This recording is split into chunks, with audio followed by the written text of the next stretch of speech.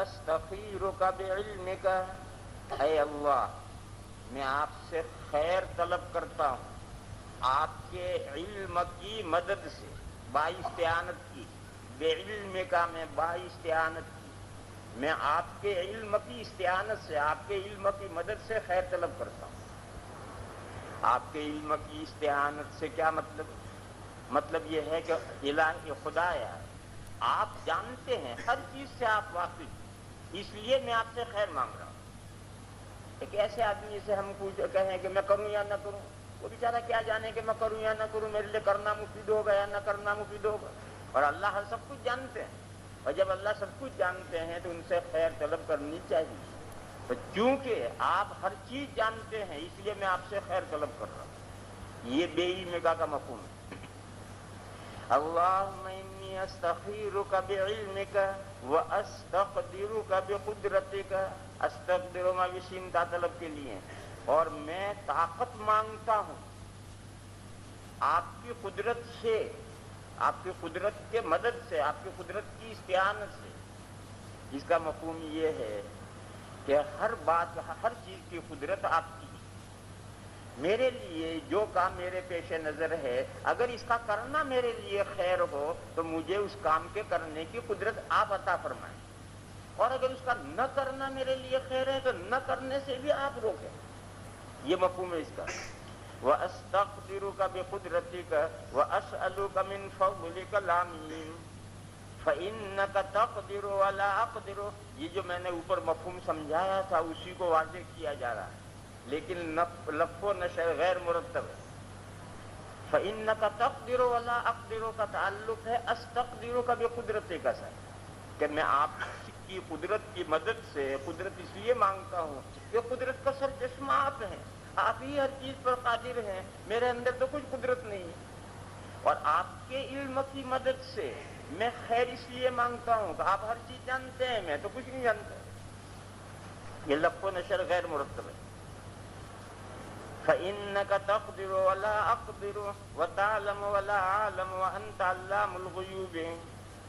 اس کے بعد یہ ہے کہ خدایا اگر آپ یہ جانتے ہیں کہ یہ کام، اس کام کا نام لیجیے، ان كنت تعلم ان هذا النکاح، ان كنت تعلم ان هذا البيع، ان كنت تعلم ان هذا الشراء، ان كنت تعلم ان هذا السفر، بہرحال جو آپ کا مقصد ہے الامر کو ہٹا کر کے اس کی جگہ پر اس کا تذکرہ کریں۔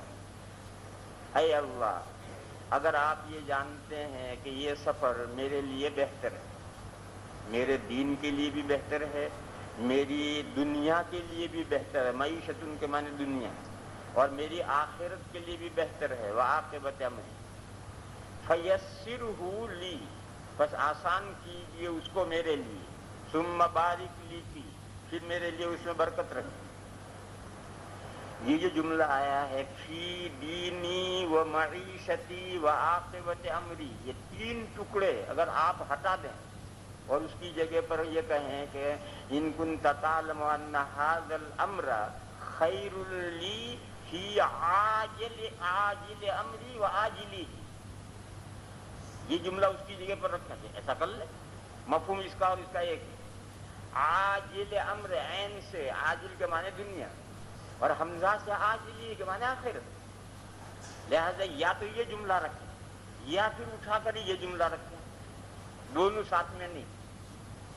میرا معمول پہلا جملہ پڑھنے کا ہے، میں دوسرا جملہ نہیں پڑھتا، پڑھ دونوں سکتے ہیں، مگر چونکہ پہلا بہرحال پہلا ہے اس لیے میرے معمول میں پہلا ہی جملہ پڑھتا ہوں، اللہم ان کنت تعلم ان ھذا الامر خیر لی فی دینی و معیشتی و عاقبت امری فیسرہ لی، یوں پڑھتا ہوں میں، بیچ والا ٹکڑا چھوڑ دیتا ہوں۔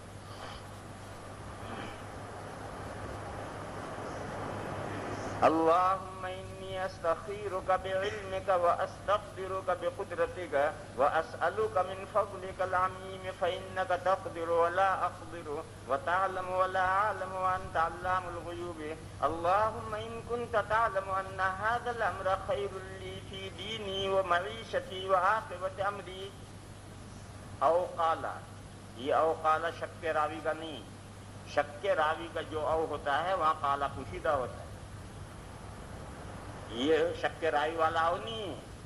یا حضور نے فرمایا کہ اس جملے کے بجائے یہ جملہ استعمال کریں، او قال فی عاجل امری و آجلہ فیسرہ لی ثم بارک لی فیہ وَإِن كُنْتَ تَعْلَمُ أَنَّ هَذَا الْأَمْرَ، یہاں بھی وہ چیز ذکر کرنی چاہیے، الامر نہیں کہنا چاہیے، الامر کی جگہ وہ چیز ذکر کرنی چاہیے۔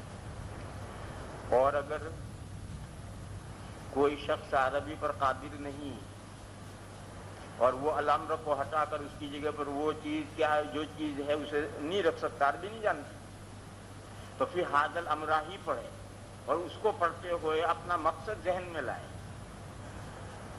وَإِن كُنْتَ تَعْلَمُ أَنَّ هَذَا الْأَمْرَ شَرٌّ لِّي فِي دِينِي وَمَعِيشَتِي وَعَاقِبَةِ أَمْرِي أَوْ قَالَ فِي عَاجِلِ أَمْرِي وَعَاجِلِهِ فَاصْرِفْهُ عَنِّي، بس پھیر دیجئے آپ اس کام کو مجھ سے، پھیر دیجئے یعنی روک دیجئے، ہٹا دیجئے، وَاصْرِفْنِي عَنْهُ، اور پھیر دیجئے مجھے اس کام سے، وَاقْدُرْ لِي الْخَيْرَ، وقدر بھی پڑھ سکتے ہیں، وقدر بھی پڑھ سکتے ہیں، اور مقدر کیجیے، یہ وہ لفظ ہے جسے تقدیر اور قدر لفظ بنا ہے، قدر اور تقدیر جو لفظ بنا ہے اس سے یہ لفظ ہے وقدر لی الخیر حیث کان، اور مقدر کیجیے آپ میرے لیے خیر کو جہاں بھی ہو، جہاں بھی ہو، یعنی یہ نکاح اگر میرے لیے مناسب نہیں ہے تو میرا ذہن اس سے پھیر دیجیے اور اس معاملے کو مجھ سے پھیر دیجیے، اور جہاں بھی میرے لیے نکاح مناسب ہو اسے تجویز فرمائیے، وہ مقدر فرمائیے میرے لیے۔ وَاقْدُرْ لِيَ الْخَيْرَ حَيْثُ كَانَ ثُمَّ ارْضِنِي بِهِ، ثُمَّ ارْضِنِي بِهِ، پھر خوش کر دیجئے مجھے اس پر۔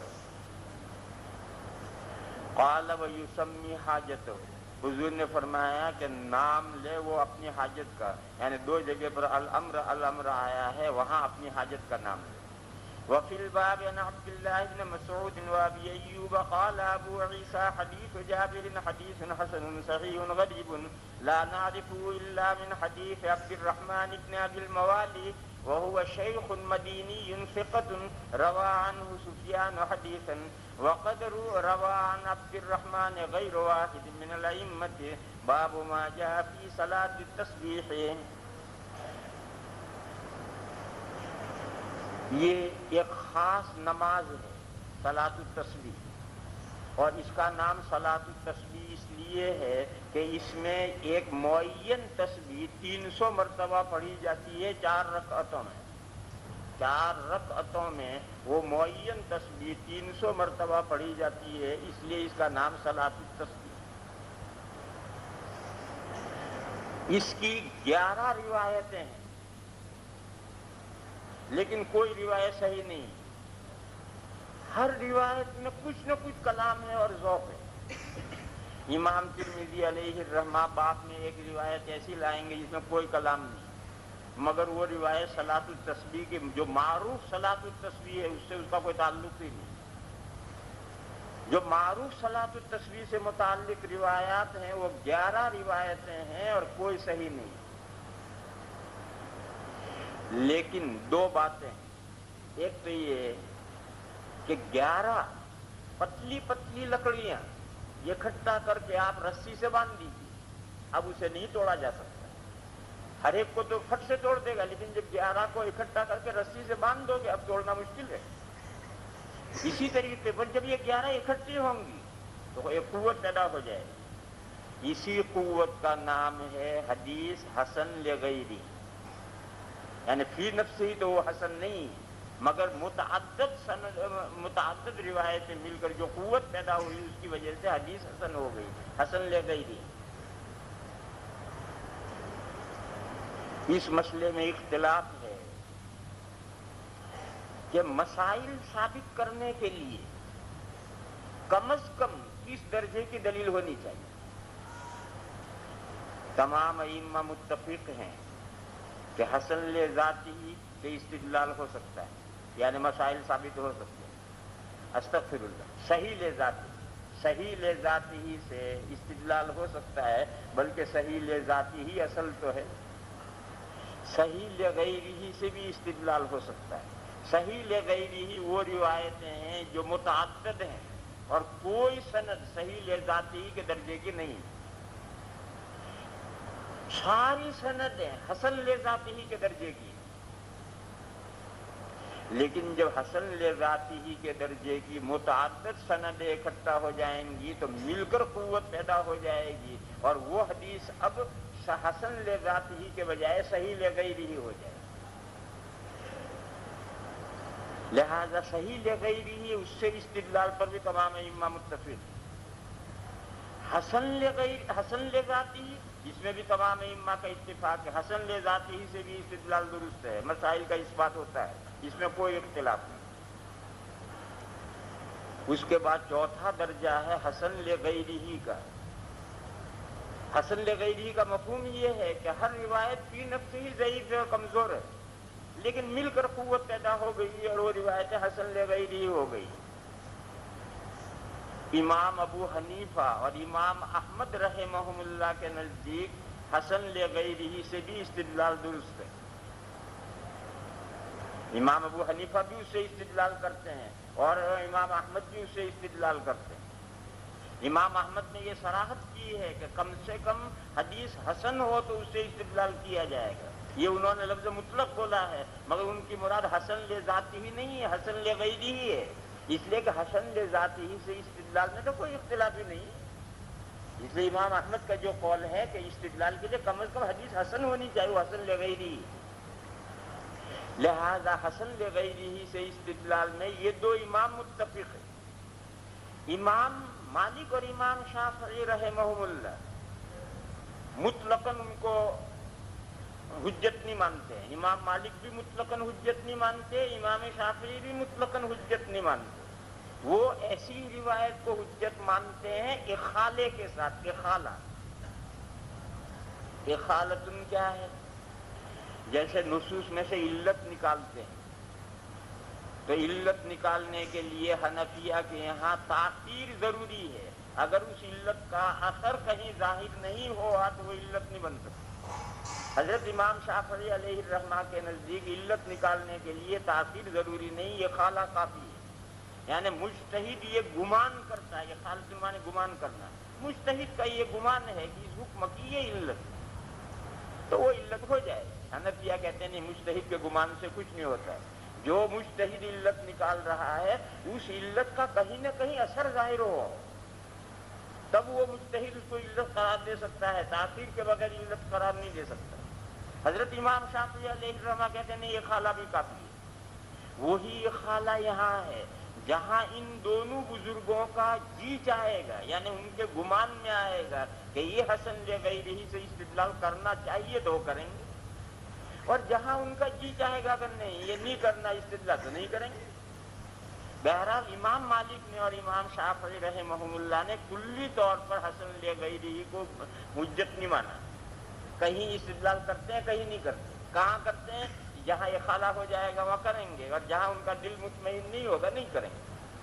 اور امام ابو حنیفہ اور امام احمد نے اصول کلی کے طور پر طے کر دیا ہے کہ جو بھی روایت حسن لغیرہ ہے اس سے استدلال ہوگا، اس سے نیچے اتریں گے تو پھر روایت ضعیف ہے۔ پھر ضعیف کی دو قسمیں کی گئی ہیں، ایک مطلق ضعیف اور ایک ضعیف جدا، بے حد ضعیف۔ یہ دو قسمیں الگ الگ ہیں یا ایک ہیں، یہ بڑا جھگڑا ہے۔ ایک رائے یہ ہے کہ ضعیف کی کوئی دو قسمیں نہیں، وہ ضعیف جس کے لیے متابع یا شواہد ہو اور مجموعہ مل کر حسن لغیرہ ہو گیا ہو، یہ حدیث ضعیف محتمل، بڑی ہاں سے محتمل یعنی قابل برداشت ذوق تو اس میں ہے لیکن قابل برداشت ہے، کیوں؟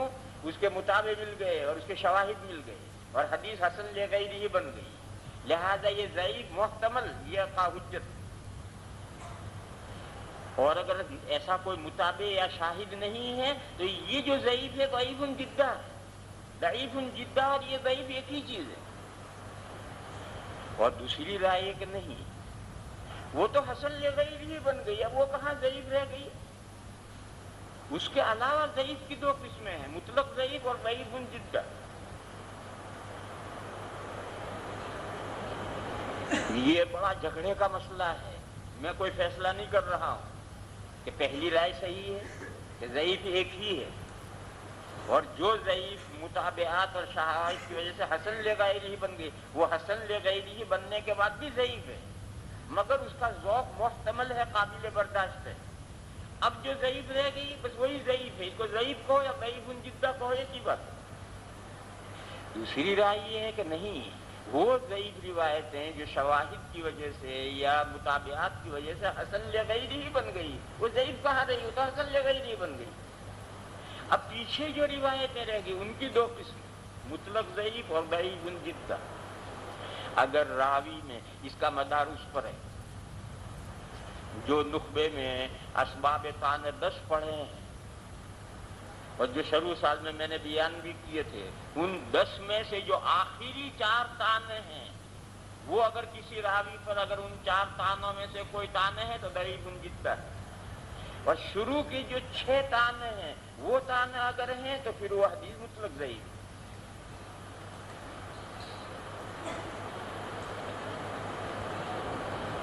پھر اس کے بعد میں یہ مسئلہ ہے کہ فضائل اعمال میں جو ضعیف روایت معتبر ہے وہ کون سی معتبر ہے؟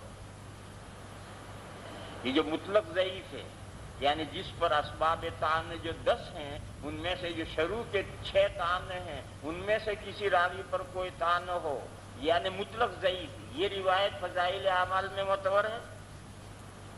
یا وہ آخری 4 طعن ہیں جس کی وجہ سے روایت ضعیف جدہ ہو جاتی ہے، وہ معتبر ہے؟ دیکھو آخری 4 طعن میں نے غلط کہا، آخری جو بالکل آخری 10واں طعن ہے وہ طعن کسی پر ہے تو وہ تو روایت موضوع ہے، اس لیے آخری 3 کو ہو، شروع کے 6 اگر 6 طعنوں میں سے کوئی طعن ہے تو روایت ضعیف ہے، پھر اس کے بعد کے 7، 8، 9 یہ طعن ہے تو روایت ضعیف جدہ ہے، اور 10واں طعن ہے تو پھر تو روایت موضوع ہے، اور موضوع روایت اس کا کوئی مقام نہیں، وہ روایت ہی نہیں تو گھڑی ہوئی ہے، اس کا کوئی مقام نہیں ہے، اس کا بیان کرنا بھی حرام ہے۔ اگر کوئی اس کا موضوع ہونا ظاہر کرنے کے لیے بیان کرے تو کر سکتا ہے، باقی اس کا بیان کرنا ہی حرام ہے۔ تو اس میں اختلاف ہوا ہے کہ فضائل اعمال میں جو ضعیف روایت ہے وہ کون سی ضعیف، یہ مطلق ضعیف جس 6 طعنوں والی، یا یہ ضعیف جدہ جو 3 طعنوں والی ہے، یہ بھی فضائل اعمال میں معتبر ہے؟ یہ بھی بڑا جھگڑا ہے۔ اسی طرح سے اس میں اختلاف ہوا ہے کہ فضائل اعمال کا مطلب کیا ہے۔ دیکھو فضائل الاعمال مضاف الیہ ہیں، مگر در حقیقت یہ موصوف صفت ہے، در حقیقت یہ موصوف صفت ہے، اور یہ فضیلت یہ اعمال کی صفت ہے، یعنی زائد اعمال، پھر اس کو یہاں لا کر فضائل الاعمال کر دیا، اور یہ ہے کہ نہیں، یہی مضاف الیہ ہی اصل ترکیب ہے۔ یہ 2 رائے ہیں، ان 2 رائےوں پر 2 مسئلے کھڑے ہو گئے ہیں، فضائل الاعمال یہی اصل ترکیب ہے یا یہ مقلوبی ہے؟ نہیں، یہی اصل ترکیب ہے۔ اگر یہی اصل ترکیب ہے تو پھر اس کے معنی ہے فی فضائل الاعمال الثابتۃ بالادلۃ الصحیحۃ، وہ اعمال اسلامی جو صحیح دلائل سے ثابت ہیں ان کے ثواب بیان کرنے والی روایت ضعیف ہے تو معتبر ہے، باقی ضعیف روایت سے کوئی عمل ثابت نہیں ہو سکتا۔ اور فی فضائل الاعمال کا مفہوم ہے فی فضائل الاعمال ثابتہ، مثلا تہجد کا ثبوت قرآن کریم سے بھی ہے اور نہایت اعلیٰ درجے کی صحیح روایات سے بھی ہے، تو تہجد ایک عمل ہے جو ثابت بالادلہ ہے۔ اب ایک روایت ہے ضعیف، اس میں تہجد کا ایک ثواب بیان کیا گیا ہے کہ اتنا تہجد پڑھو گے یہ ثواب ملے گا، یا تہجد پڑھنے کا یہ ثواب ہے. تو یہ روایت اگر ضعیف ہو تو ابھی اسے قبول کر لیں. مشکات کی شرح ہے مرقات میں یہ مسئلہ کم سے کم 11 جگہ پر ذکر کیا گیا ہے. پوری مرقات میں دیکھو گے تو 11 جگہ پر یہ ذکر کیا گیا ہے کہ فضائل الاعمال کا یہ مطلب. بار بار ملا علی قاری نے مسئلے کو ذکر کیا کہ فضائل الاعمال یا فضائل الاعمال ثابت ہے. جو اعمال دلائل صحیحہ سے ثابت ہیں ان کے فضائل میں جو ضعیف روایت آئے تو وہ قبول کر لی جائے. لیکن ایک ذہن یہ ہے کہ نہیں، یہ ترکیب مضاف الیہ اصل نہیں ہے، یہ در حقیقت جو ہے موصوف صفت ہے، اور یہ فضیلت اس کی عمل فضل، یہ ترکیب عمل فضل. وہ حدیث یاد کرو، العلم ثلاثۃ آیۃ محکمۃ او سنۃ قائمۃ او فریضۃ عادلۃ وما سوا ذلک فهو فضل. یہ فضل لفظ عمل فضل کے معنی وما سوا ذلک یعنی مستحب عمل، مندوب مستحب، یہ مندوب اور مستحب عمل یہ ہے عمل فضل. پھر اس فضل کو اوپر لے لیا اور فضائل الاعمال کر دیا. یہ زبردستی کی بات ہے، یہ زبردستی کی بات ہے، مگر بہرحال ایک رائے ہے. تو پھر اسے اوپر کر کے پھر فضائل الاعمال ہو گیا. اب فضائل الاعمال کے معنی کیا ہوئے؟ استحباب کے درجے کے اعمال. فضائل الاعمال کا مطلب ہوا استحباب کے درجے کے اعمال. اور یہ ضابطہ طے ہے کہ فضائل اعمال میں ضعیف روایت معتبر ہے. اس ضابطے میں کوئی اشکال نہیں. اب یہ علماء کرام یہ کہتے ہیں کہ استحباب کے درجے کا عمل ضعیف حدیثوں سے بھی ثابت ہو سکتا ہے. ایک نیا عمل ثابت کرنا ہے تو وہ کہتے ہیں کہ ضعیف حدیثوں سے بھی عمل ثابت ہو سکتا ہے. فرض، واجب، سنت موقدہ، سنت غیر موقدہ، اس درجے کا عمل تو ضعیف حدیث سے ثابت نہیں ہو سکتا، لیکن استحباب کے درجے کا عمل ضعیف حدیث سے بھی ثابت ہو سکتا ہے. اور علماء کرام کی کتابوں میں اتنی کثرت سے یہ بات ذکر کی گئی ہے کہ پڑھتے پڑھتے تھک جاؤ. اتنی کثرت سے ذکر بات کی گئی ہے. کہیں آئے کہ روایت ضعیف ہے، یہ فضائل اعمال کا باب چلے گی، فضائل اعمال کا باب چلے گی، یعنی استحباب کے درجے کا عمل ہے، لہذا ضعیف حدیث سے بھی وہ عمل ثابت ہو سکتا ہے. تو یہ بھی وہ تو میں نے کہا کہ ملا علی قاری نے مرمقات میں 11 جگہ پر اس کا یہ مطلب بیان کیا ہے. اور یہ بہت سے علماء کی کتابوں میں اسی طریقے سے علماء گفتگو کرتے ہیں کہ یہ ضعیف حدیث ہے مگر چلے گی، فضائل اعمال کا باب ہے، یعنی ہمیں کوئی فرض اور واجب کے درجے کا عمل تھوڑے ثابت کرنا ہے، استحباب کے درجے کا عمل ثابت کرنا ہے، وہ ضعیف حدیث سے بھی ثابت ہو سکتا ہے.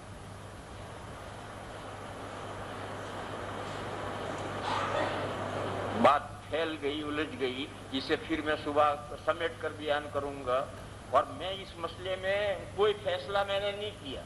میں نہ اس کو حق سمجھتا ہوں نہ اس کو حق سمجھتا ہوں. میں کہتا ہوں یہ بھی ٹھیک ہے، یہ بھی ٹھیک ہے. البتہ میرا ایک رجحان ہے، اور رجحان ہر آدمی کا رجحان کی حد تک میں باقی کہ یہ رخ صحیح ہے اور یہ رخ غلط ہے ایسا میں نے فیصلہ نہیں کیا. اس لیے صبح تفصیل بتاؤں. وَأَسْتَقْدِرُكَ بِقُدْرَتِكَ وَأَسْأَلُكَ مِنْ فَضْلِكَ الْعَظِيمِ فَإِنَّكَ تَقْدِرُ وَلَا أَقْدِرُ وَتَعْلَمُ وَلَا أَعْلَمُ وَأَنْتَ عَلَّامُ الْغُيُوبِ. اللهم إن كنت تعلم أن هذا الأمر خير لي في ديني ومعيشتي وعاقبة أمري فيسره لي ثم بارك لي فيه. وإن كنت تعلم أن هذا الأمر شر لي في ديني ومعيشتي وعاقبة أمري فاصرفه عني واصرفني عنه واقدر لي الخير حيث كان ثم ارضني به اللهم إني أستخيرك بعلمك وأستقدرك بقدرتك وأسألك من فضلك العظيم فإنك تقدر ولا أقدر وتعلم ولا أعلم وأنت علام الغيوب اللهم إن كنت تعلم أن هذا الأمر خير لي في ديني ومعيشتي وعاقبة أمري فيسره لي ثم بارك لي فيه وإن كنت تعلم أن هذا الأمر شر لي في ديني ومعيشتي وعاقبة أمري فاصرفه عني واصرفني عنه واقدر لي الخير حيث كان ثم ارضني به اللهم إني أستخيرك بعلمك وأستقدرك بقدرتك وأسألك من فضلك العظيم فإنك تقدر ولا أقدر وتعلم ولا أعلم وأنت علام الغيوب اللهم إن كنت تعلم أن هذا الأمر خير لي في ديني ومعيشتي وعاقبة أمري فيسره لي ثم بارك لي فيه وإن كنت تعلم أن هذا الأمر شر لي في ديني ومعيشتي وعاقبة أمري فاصرفه عني واصرفني عنه واقدر لي الخير حيث كان ثم ارضني به باب ما جاء في صلاة التسبيح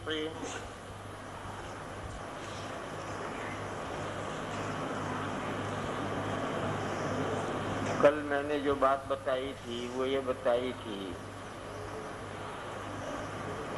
کہ اگر ضعیف حدیثیں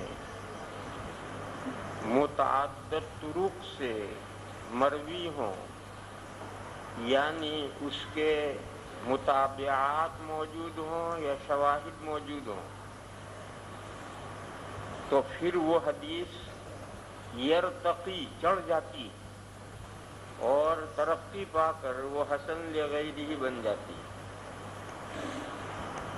کتنے متابعات ہونے چاہیے، کتنے شواہد ہونے چاہیے، اس کے لیے کوئی ضابطہ نہیں ہے. یہ رائے مفتی لابی پر چھوڑ دیا گیا ہے. علماء محدثین کرام کی ثوابت پر اسے چھوڑ دیا گیا ہے.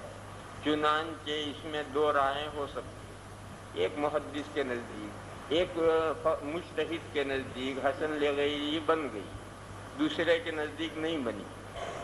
ایسا ہو سکتا ہے کیونکہ اس کا کوئی معیار متعین نہیں ہو سکتا ہے کہ کتنے متابعات اور کتنے شواہد ہوں تو وہ حدیث ترقی کر کے حسن لغیری بنتی ہے. اس کا چونکہ کوئی معیار نہیں ہے لہذا اس میں دو رائیں ہو سکتی ہیں. مثلا اقل الحیض 10 ایام 3 ایام واکثرہ 10 ایام، یہ تمام طرق سے ضعیف ہے، مگر 6-7 صحابہ سے یہ حدیث مروی ہے، اس لیے حنفیہ کے نزدیک یہ حسن لغیری. امام مالک اور امام شافعی رحمہم اللہ کے نزدیک یہ حسن لغیری نہیں بنی، ضعیف ہے. ایسی اور بہت مثالیں. تو ایسا اس میں اختلاف ہو سکتا ہے، اور اس کی اختلاف کی وجہ یہ ہے کہ اس کا کوئی معیار طے نہیں کیا گیا ہے کہ کتنے شواہد اور کتنے مطابعات سے حدیث ترقی کرتی ہے۔ یہ بات چونکہ متعین نہیں ہے، مجتہدین کی اور محدثین کی ثوابدید پر یہ بات چھوڑ دی گئی۔ یہاں رک کر یہ بات سمجھنی چاہیے کہ یہ مسئلہ محدثین سے متعلق نہیں کہ حدیث حسن لغیرہ بنی یا نہیں بنی، یہ محدثین کو طے نہیں کرنا۔ محدثین کو تو ہر حدیث روایت کرنی، اور کس حدیث کی سند میں کیا خرابی ہے وہ بتا دیں، بس محدثین کا کام اتنا ہے۔ یہ کام مجتہدین کا ہے کہ وہ حدیث کو تمام طرق سے اکٹھا کریں، ہر طریق میں کیا خرابی ہے اسے دیکھیں، پھر کتنا مجموعہ ہو گیا، اس مجموعے سے حسن لغیرہ بنی یا نہیں بنی، یہ سب کام مجتہدین کا ہے، محدثین کو یہ نہیں کرنا۔